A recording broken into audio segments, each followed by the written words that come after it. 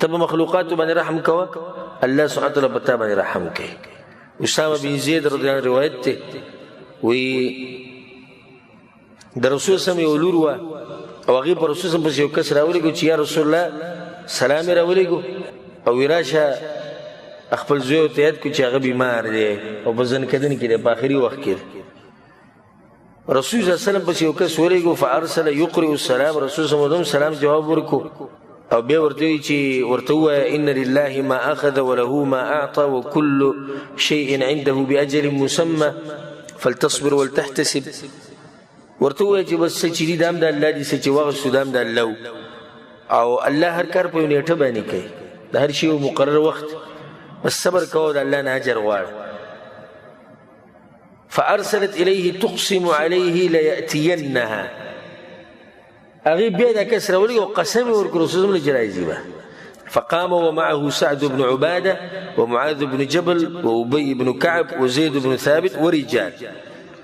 رسول صلی الله علیه وسلم لاړو دغه سره سعد بن عباده معاذ بن جبل وابي بن كعب زيد بن ثابت او نور صحابه کرام رضي الله عنهم اجمعين. فرفع الى النبي صلى الله عليه وسلم الصبي ونفسه تتقعقع. دا ماشوم رسول صلی الله علیه وسلم ورکو دغه د سا ګډ وډه وته تي دغه ټیم کې ففاضت عینان د رسول صلی الله علیه وسلم د سترګو نه اوښکې روانې شوې. فقال سعد يا رسول الله ما هذا سعد رضی سعد بن عباده یا رسول الله دا مطلب دا چې ته موږ منع کوې چې مصیبت په وخت کې به واویلا نه کوئ چغې به نه وایي او د جاهلیت خبرې نه به نه کوئ او تاسو جاړئ یعنې دا مطلب چې جړه هم ناروا ده سترګو نه اوښکې تلم ناروا ده. نو رسول صلی الله علیه وسلم هذه رحمه وی سعد دا خو یو رحمت دی جعلها الله فی قلوب عباده الله د خپلو بندګانو په زړونو کې اچولی وانما يرحم الله من عباده الرحماء او الله په خپلو بندګانو کې په هغه خلکو باندې رحم کوي کوم چې په مخلوق باندې رحم کوي. متفق علیه د حدیث په صحیح بخاري صحیح مسلم کې. رسول صلی الله علیه وسلم انسان د زړه نرم او بیا د هغه په شان رحیم انسان د هغه په شان رحیم انسان په دې مخلوقاتو کې نشته. څنګه د رحمت دا صفت چې د هغه په دې زړه کې نو د ماشوم چې ولیدو او د دې ماشوم نه سا وځي دغه ټیم کې بیا نوسۍ نو هغه ورته ښه ګراني ځکه چې رشته کې ورسره دی. نو رسول صلی الله علیه وسلم د سترګو نه اوښکې روانې شو. وی دا خو یو رحمت دا بعض خلک وایي زما د سترګو نه یو اوښکې نه ځي ښه لکه دا داسې یو دغه ګڼي چې یعنې زه ډېر یو مضبوط نه. هذه رحمة جعلها الله في قلوب عباده دا خو یو رحمت الله د انسانانو په زړونو کې اچولی. یو نیم ځکه انسان که ځان کنټرول هم کړي خو د سترګو نه اوښکې لاړې شي دا یو رحمت او چا کې چې دا رحمت نه وي الله پې هم رحم نه کوي. د دې لپاره دا حدیث ما بیان کو. یو حدیث کې دا هم راځي چې رسول صلی یو پیر ناسو او دا نوسي رالو حسن او حسین رضی الله عنهم رسول صلی راولي وښکلې کړو. هغه یو صحابي ورته یا رسول الله تاسو ماشومانه ښکلوئ رسول صلی ورته وویل وي زما خو لږ زامن دي ما نه د اوسه پورې نه یې ښکل کړی. ناشنا جواب د رسول صلی ورکړو وي زه څه وکړم چې الله یې د زړه نه رحم ویستی. او په یو حدیث کې راځي چې رسول صلی ورته وي په مخلوق باندې چې رحم کوي نو خالق پې رحم کوي. نو دا یو رحمت دی چې الله سبحانه وتعالی انسانانو په زړونو کې اچولی خو ټولو ته نه دی نصیب. د بعضو د زړونه د ظلم نه ډک او د زیاتي نه ډک یعنې په انسان باندې زړه نه سوځي ظلم زیاتی به کې کله کله به ته داسې مواقف ویني اکثر په دې ویډیوګانې کې نن سبا خو د هر شی په ویډیو کې چلیږي او هر سړي سره په موبایل کې دې ظلم زیاتی به کېږي چې انسان حیران شي چې دا چې کوم ولاړ دي چې دوی زړونه ګورې د څه دي خو د هغوی په زړه کې دننه رحم نه وي. بل حدیث واوره رسول الله صلی الله علیه وسلم عبدالله بن عمر رضی الله عنهما حدیث دی امام احمد بن حنبل امام ترمذي راوړی دی الراحمون يرحمهم الرحمن چې څوک رحمت کوي په مخلوق باندې يرحمهم الرحمن رحمان به په دوی باندې رحمت راوړي. بیا رسول صلی الله علیه وسلم وایي ارحموا من فی الارض یرحمکم من فی السماء. پس ځمکه والا باندې شفقت کوي، الله به اسمانونو والا به تاسو شفقت وکړي. اسانتیا پیدا کوه. او دې کې ښکلی مثال بني اسرائیلو کې یو سړی وکړ، خلکو له به قرضې ورکولې. رسول صلی الله علیه وسلم واقعه بیان کړې، مالدار سړی خلکو سره به منډې وایي. بیا چې به کله د خپل نوکران لېږل وخت به پوره شو، ورته به ورته ووایي چې وخت پوره شوی دی، که ورسره ویوالی دي که نه وي ماف کوئ یې، ځکه چې موږ هم ګناهګار یو، کېدای شي الله ماف کړي. رسول صلی الله علیه وسلم دغه سړی چې مړ شو الله ماف کړو. ولې؟ ځکه چې د الله په مخلوق باندې رحم وکړه، هغو سره اسانتیا پیدا کړه، الله د ده لپاره اسانتیا جوړه کړه. د معاملاتو کې لږ اسانتیا راولئ. بل حدیث واوره، رسول صلی الله علیه وسلم وایي، امام احمد بن حنبل، امام بخاری کتاب الادب کې دا روایت راوړی دی چې رسول صلی الله علیه وسلم په منبر باندې دا خبره وکړه، ارحموا ترحموا واغفروا یغفر الله لكم.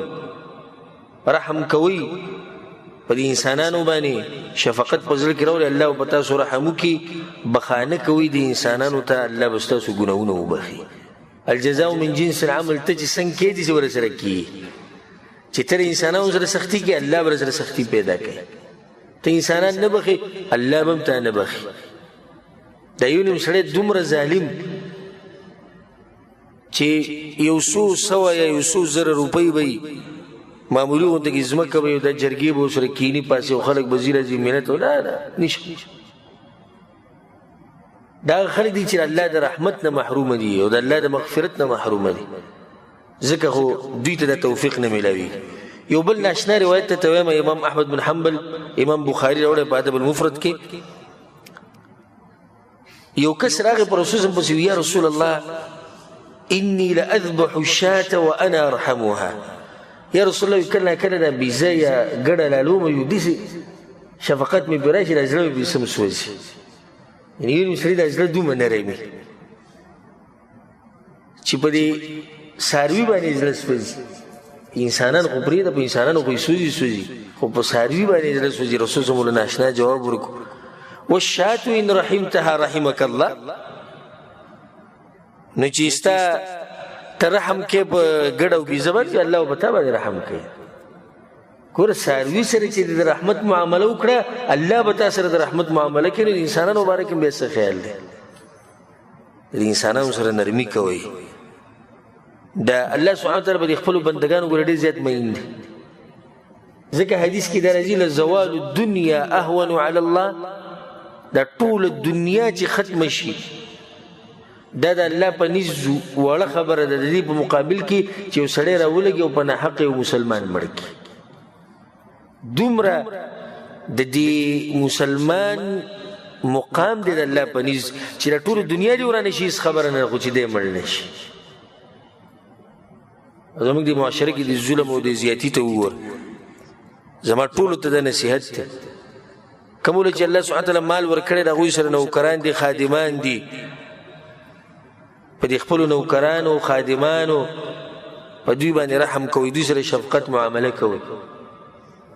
په کور کې پلار ته زموږ دا نصیحت دی چې بچو سره د شفقت معامله کوه. مور ته دا نصیحت دی چې د بچو سره شفقت معامله کوه. د انګیاندو سره خصوصا د شفقت معامله کوئ. چې څومره زنانه دي هغه ټول ته زموږ دا نصیحت دی د زړه نه چې دا کومه جنۍ چې تا کور ته راوستې د خپل زوی لپاره دا هم یو انسان ده. د دې نه غلطیانې کېدی شي، د دې نه کوتاهي کېدی شي، دا ستړي کېږم، دا بیماره کېږم، دا خفه کېږم، دا غمجنه کېږم، دا په ژړا کېږم. زموږ په شان انسان هسه بل شان خو نه ده. نو د هغې سره د رحمت او د شفقت معامله کوئ. او دغه شان سړو ته زموږ دا خاص نصیحت دی چې د ښځو سره شفقت معامله کوئ. ښځه غریبه خو رسول صلی الله علیه وسلم ته کمزوری مخلوق ویلی. رسول صلی الله علیه وسلم سوی الله نه ویرېږي د دوه کمزورو مبارک، یتیم او زنانه. یتیم هم کمزوری غریب څه نشي ویلی، بچې مشرانو څه فیصله وکړه غریب ورته غلی ناست، او دغه شان زنانه څه نشي ویلی. نو داسې ظلم او زیاتې دې نږدې ورځو کې دا واقعه راپېښه شوه چې په یو کور کې خواښې او د دې جنۍ خاون او د هغه رونه او ټولو په شریکه چې دی نو یو جنۍ ووژله چې د هغې یو ماشوم یا ماشومه مشتي دا د کوم ځای انصاف دی او دا د کوم ځای عدل دی او دا د کوم ځای انسانیت دی اسلام خو پرېږده انسانیت چېرته لاړ چې دومره یو سړي زړه سخت شي چې یو پردی ماشوم یو پردی بچی د هغې په سینه کې هم زړه دی او هغه دوی په شریکه باندې وځي او بیا دې ته پښتو وایي او دې ته غیرت وایي داسې پښتو او داسې غیرت نه دی الله سبحانه وتعالی موږ د همیشه دپاره لرې ساتي دا بې غیرتوب دی نو خاوندانو ته موږ دا وایو چې د ښځو سره د شفقت معامله کوئ کلې به کمزورې دې سره ته څه زور ښې د خیر دې معاف کوئ که چېرته غلطي دې وشي که چېرته پوهه نه شي نه هېڅ خبره نه ده الله به تا سره د رحمت معامله کوي